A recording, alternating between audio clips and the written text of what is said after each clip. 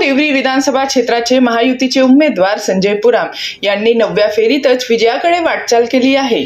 संजय पुराम यांना आतापर्यंत 20,000 मतांची लीड मिळाली असल्याने संजय पुराम यांचा जवळपास विजय निश्चित झाला असून ते काँग्रेस पक्षाचे राजकुमार पुराम यांचा पराभव करताना दिसून येत आहेत। महायुतीचा उमेदवार म्हणून मी तुम्हा सगळ्यांना सांगू इच्छितो, 2024च्या निवडणूक ना जात पे ना पात पे, मतदान होगा विकास पे। आणि म्हणून या निवडणुकीचा जो रिझल्ट आहे आपल्या सगळ्यांना आश्चर्यकारक राहणार आहे। आमगावमध्ये आपण प्रचंड लीडने आपण समोर आहोत। देवरी आणि सालेकसामध्ये सुद्धा आपण प्रचंड मत आपल्याला मिळणार आहेत। ऐतिहासिक विजय 2024च्या होणार आहे।